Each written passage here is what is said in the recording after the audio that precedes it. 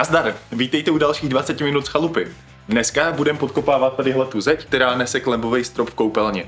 Je to pro mě důležitý, protože zatím to stojí jenom na hlíně a na šutrech, takže to potřebujeme zpevnit, abych já měl klidný srdce a mohl jsem prostě budovat podkroví a mohl o to opírat další věci. Ta zeď stojí na základu z hlíny a kamenů, tak jak se to zkrátka dřív dělalo.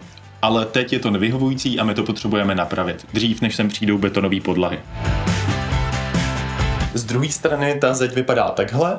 Jedna část toho základu už je zapravená, je to do hloubky zhruba poloviny té zdi, to znamená 25 cm, celá ta zeď má zhruba 50. No a nás dneska čeká vybednit dveře, tak aby se ta zeď nehla, anebo když se hne, tak abych mohl aspoň predikovat, kam bude padat.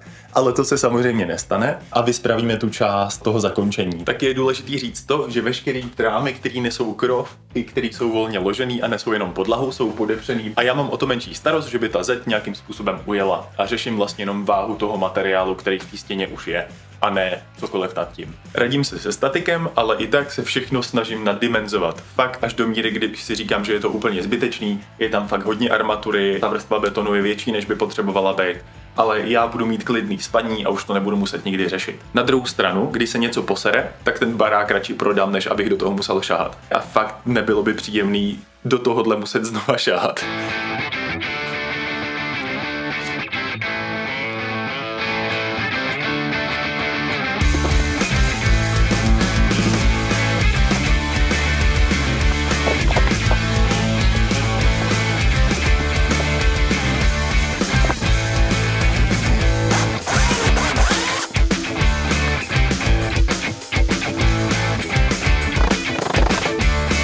Já mám přichystaný 2 prkna, ty rozepřu kusama starých trámů a můžeme se do toho pustit. Pořádně to potřebuji fakt vybednit, protože když se urve jeden kamen, tak jich většinou padá víc, takže já potřebuji zamezit i co nejmenším pohybům. Takže místo toho, ať je tady v té stěně díra, ať je to prostě pevný. Do určitých mezí, zase si jako nedělám iluze, že to vydrží všechno. Takže střiháme do záznamu pro pojišťovnu teďko.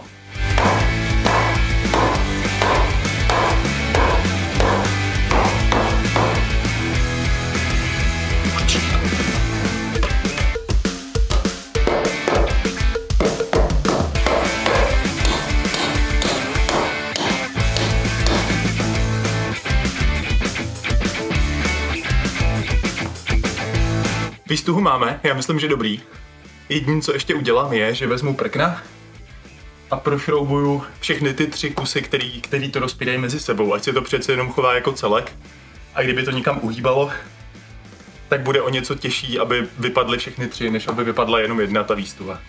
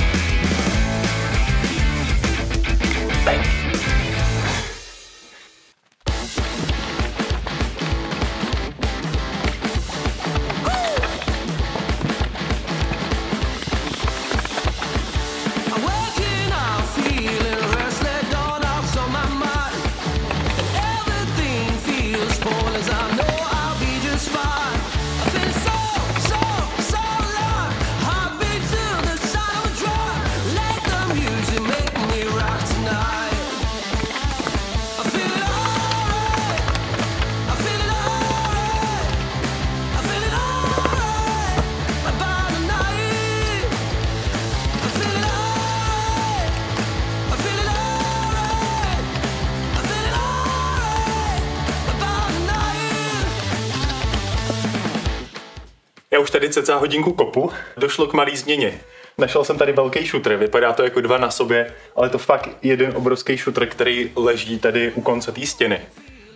Což se mi hrozně hodí, šutr jako takovej prostě vlhko stáhnout nebude, takže když je dostatečně hluboko v té stěně, tak já ho můžu prostě jenom zalejt betonem. Nebudu se pokoušet ho vyndavat, to mi ale dovolilo jít o něco dál, protože tady zůstane prvek, který to drží, takže já ještě třeba půl metru si troufnu jít dál kopat. Už jsem odhalil tady tu část základu a z druhé strany jsem to vykopal víc. A teď řeším jednu věc, a to, že potřebuju prorazit větračku na ty glue systémy někde v půlce té zdi. Takhle to teď vypadá na druhé straně té samé zdi. Tohle je ten velký šutr, který drží ten roh, ten pokračuje až dál. Celý je vlastně obkopaný, drží tam ta stěna. A rozhodl jsem se to dokopat až do rohu místnosti a na jeden zátah vylejt vlastně polovinu té zdi. A jakmile to vytvrdne, tak já se z druhé strany té zdi prokopu k tomu hotovému betonovému základu a proleju to betonem z druhé strany a tím pádem dostanu jako celistvý základ.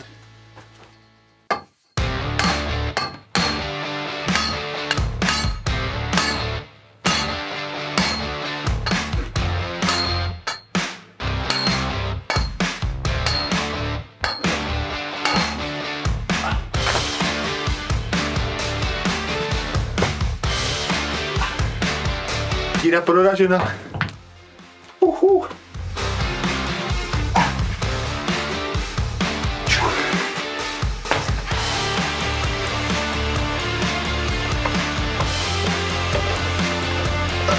Díra proražená. Víc už nepokračuju, protože mojí ambicí není skončit ve zprávách, ale jenom zpevnit ten základ. A to si myslím, že je super, to se nám povede dobře.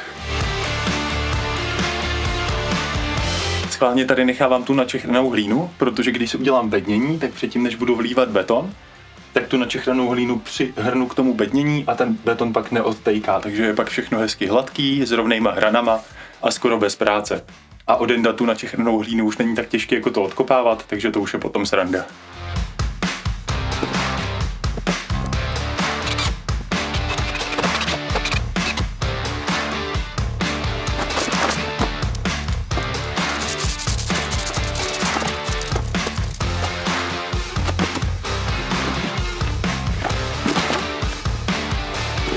Zapomněl jsem si půjčit ohýbačku na Roxory, takže vám ukážu jednu prasárnu, která funguje, ale kdybyste náhodou potřebovali nutně jako ohnout jeden pravý úhel.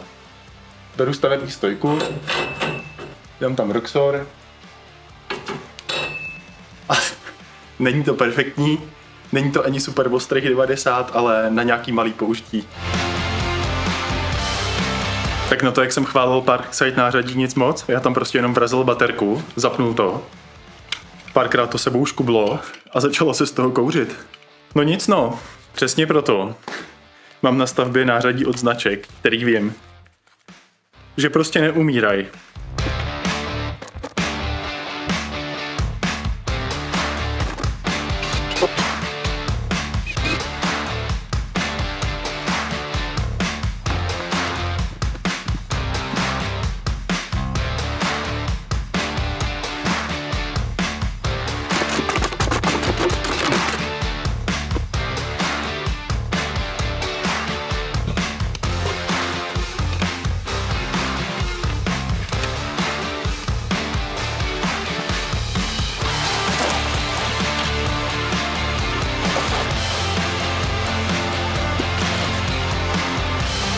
Našel jsem něco, co se jmenuje vodotěsnící přísada. Dočetl jsem si, že se to dává do bazénu a do konstrukcí, kde nechcete, aby vám voda vzlínala do betonu. Má to zamezovat kapilárnímu efektu, takže prostě stoupání vlhkosti do toho materiálu. Ne, že bych tomu úplně věřil, ale stojí to pár stovek, takže to do toho míchám. A je to hlavně kvůli tomu, že prostě leju ty základy do původní výšky a nedávám tam izolaci. Spoléhám na to. Tohle mi pomůže mi dostatečná výška toho betonu. A třetí věc, která by mi měla pomoct, jsou igloo systémy, které plošně odvětrávají celý barák. Kombinace ještě s injektáží a obkopáním domů kolem dokola a dalším jako drenážním systémům si myslím, že jsem tenhle krok vůbec nepodcenil a že to bude dobrý. Povíme si za pár let. Kupuju konstrukční beton po 40 kilech, je fajn právě na tyhle ty malé věci tady ten pytlový beton mít. Kdybych ho neměl, tak to musím furt míchat, vyndavat míchačku, uklízet míchačku a kdybych si to ani jako nemíchal po vlastní ose, tak na každou tu malou věc si vozit beton z betonárky je úplná blbost. Takže na to tady mám kubík a půl pytlového betonu a jsem prostě spokojený.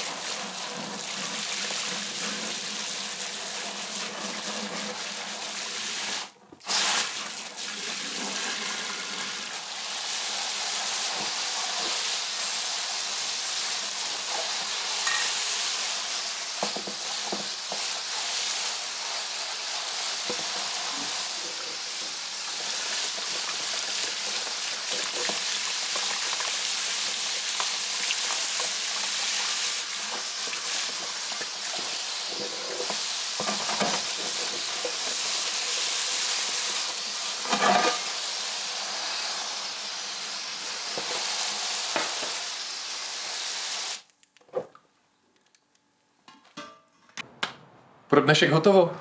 Já počkám, až vytvrdne ten základ, dostavíme tu kamennou stěnu. Pod úrovní podlahy to nemusím hrotit nějak na hezko, jenom aby to prostě funkčně bylo v pohodě. Stejně sem přijde první vrstva betonu, strašně moc který sítí, druhá vrstva betonu a tak, takže to jako neřeším. Ale uděláme to, že se celá ta stěna oškrabe a místa, kde je ta stěna dozděná cihlama, tak to se vybourá a nahradí se to kamenem.